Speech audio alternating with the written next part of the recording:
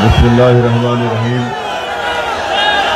अस्सलामु अलैकुम वरहमतुल्लाहि वबरकातुहू। जनाब मोहतरम शौकत अली साहब, सदर उत्तर प्रदेश मजलिस इत्तेहादुल मुस्लिमीन, मोहतरम जनाब कलीम हफीज साहब,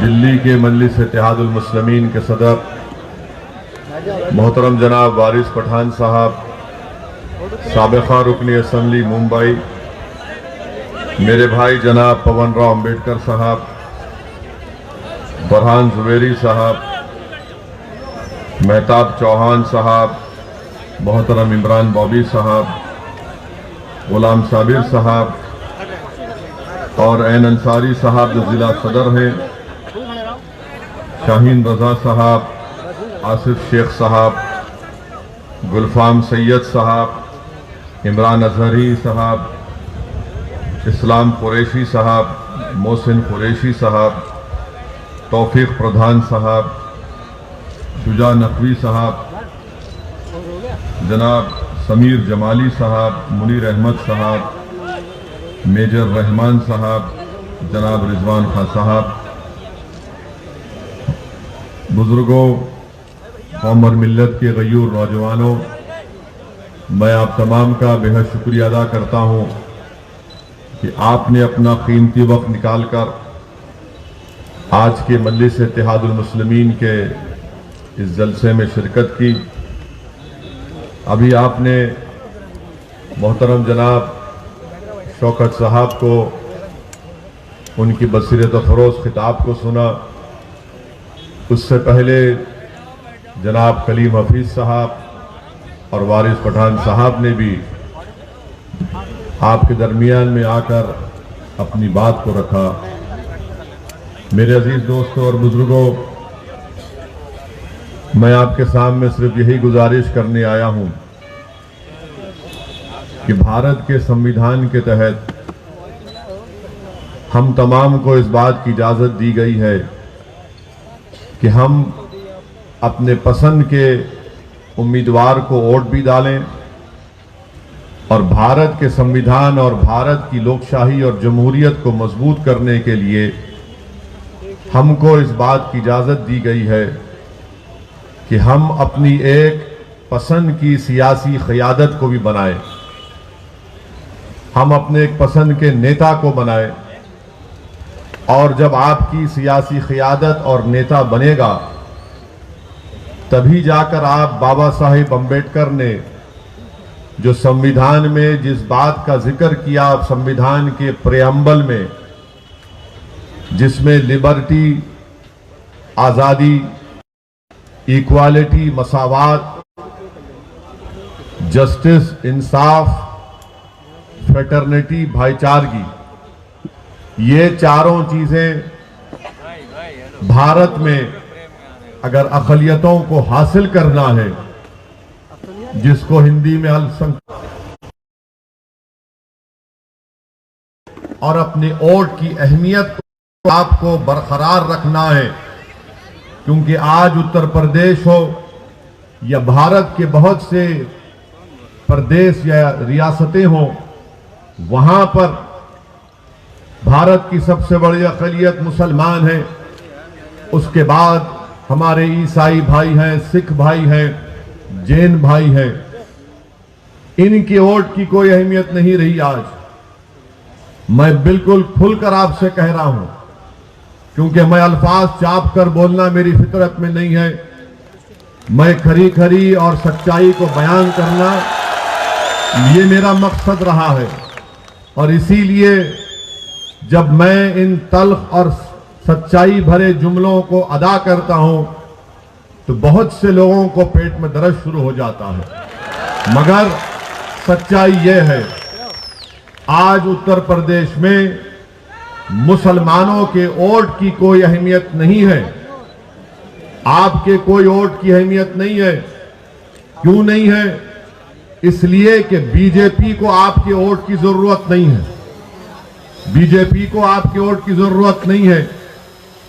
आप पूछेंगे तुम कैसे बता रहे हो, तो आप देख लीजिए भारत की पार्लियामेंट में, संसद में 300 से ज्यादा बीजेपी के अराकीन पार्लियामान है, एक भी मुसलमान नहीं।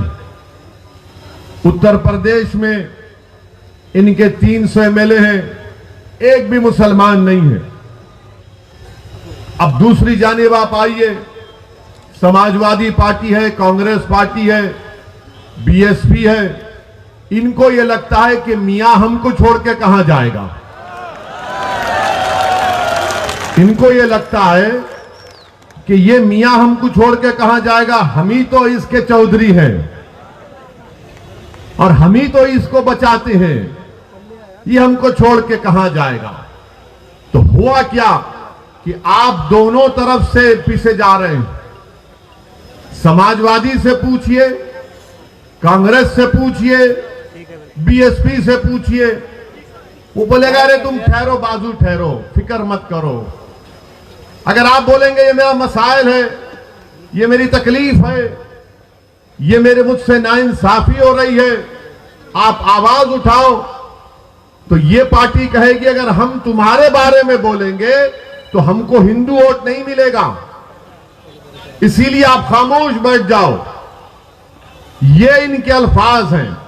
अगर इस पार्टी में कोई इनका नेता मंच पर चढ़ जाता है और मंच पर सामने आकर बैठना चाहता है तो उससे कहा जाता तुम सामने नहीं बैठना, क्योंकि तुम 19% हो, जो 5% है सामने बैठेगा, जो 19% है पीछे बैठेगा। यह हकीकत है, इससे कोई इनकार नहीं कर सकता।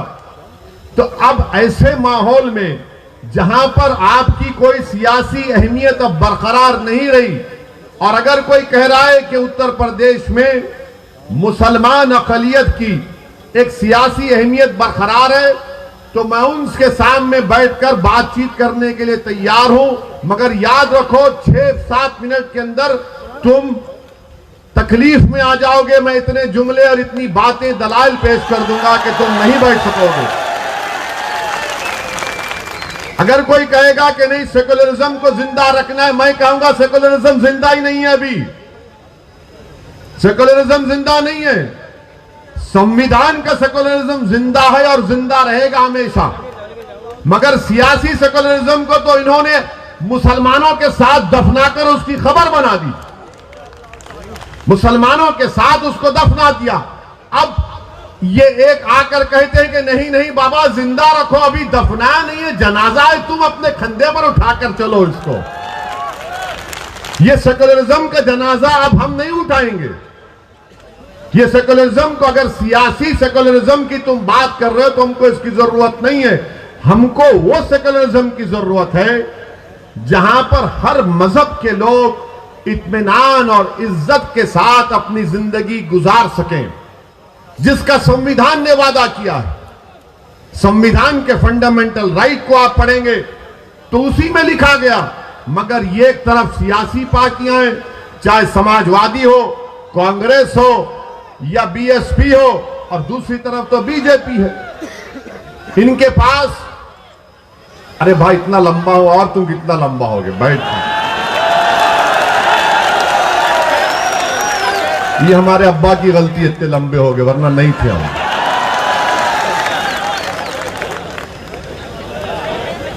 तो मैं आपको बता रहा था कि ये सेकुलरिज्म के नाम पर आपके पास आते हैं। अच्छा, अब समाजवादी पार्टी क्या कर रही है?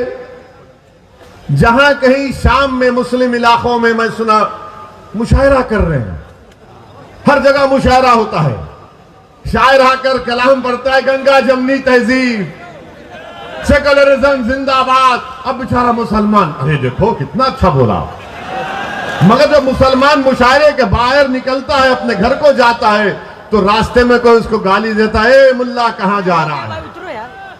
उसको जब पता चलता कि यार ये तो मुशायरा था, शायर ने तो शेर कहकर दाद हासिल कर ली, मगर मुझे तो रोज ये अल्फाज और अशार सुनना पड़ते हैं, मुल्ला ये मुल्ला वो। गड़बड़ हो रहा है ना। मेरे अजीज दोस्तों और बुजुर्गों, यही तल हकीकत है, इसको आपको समझने की जरूरत है। सारी दुनिया में ईसाई बरादरी के लोग क्रिश्चियन क्रिसमस मनाते हैं बड़े जोश और खरोश के साथ, उस मजहब का एक अहम दिन होता है, मगर इस साल भारत में ईसाई लोग क्रिसमस नहीं मना पाए।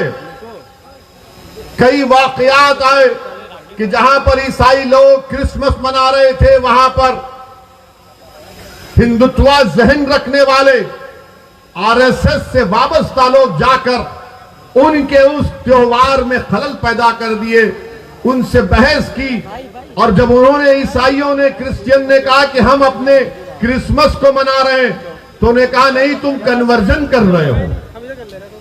कोई नहीं बोलता इसके ऊपर। इसीलिए मैं कह रहा हूं, याद रखो आप कि जब तक अक़लियतें अपनी सियासी अहमियत को बरकरार अगर रखना चाहते हैं, तो सबसे पहले आपको अपने दिमाग से ये पॉलिटिकल सेकुलरिज्म को निकालकर एक कचरे की कुंडी में फेंकना पड़ेगा।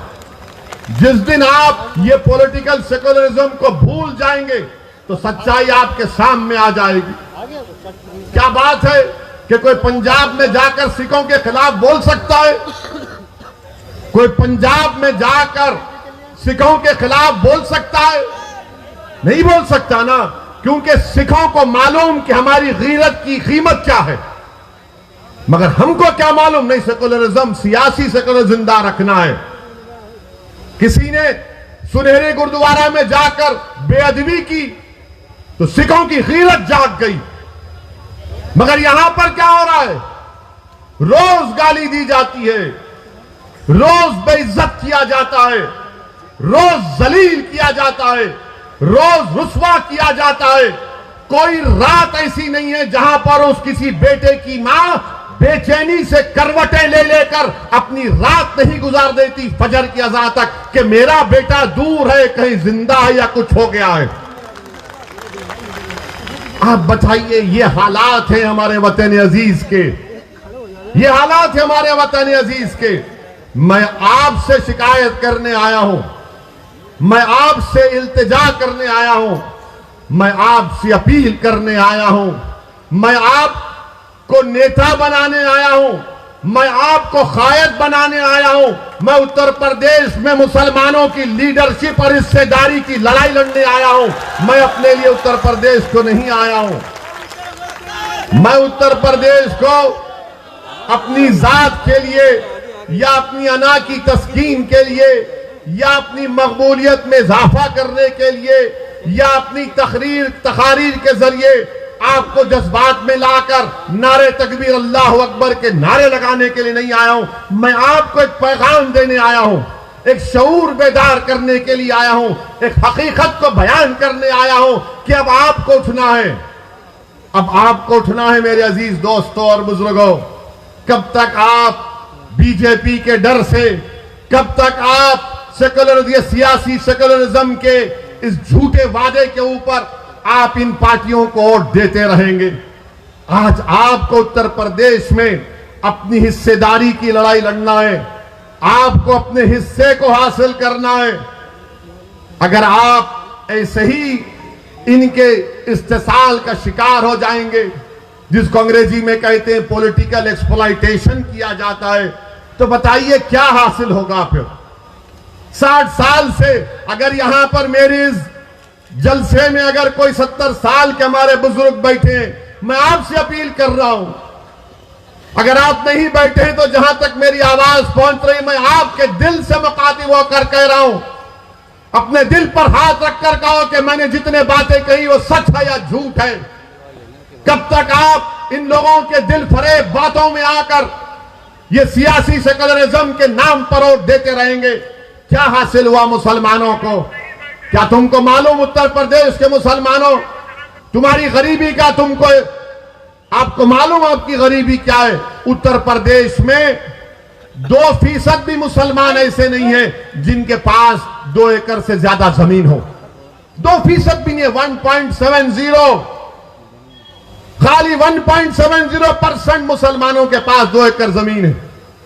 आपके पास तो वो भी नहीं, मगर आपके दिमाग में डाल दिया गया ये पॉलिटिकल सेकुलरिज्म को वोट डालो। क्या आपको मालूम उत्तर प्रदेश के माँ बाप, मुस्लिम माँ बाप से कह रहा हूं कि 71% मुसलमान बच्चे या तो अनपढ़ हैं या फिर सिर्फ प्राइमरी जमात तक पढ़े हैं। कौन जिम्मेदार है? मैं जिम्मेदार हूं उसका। मैंने जाकर कहा था कि स्कूल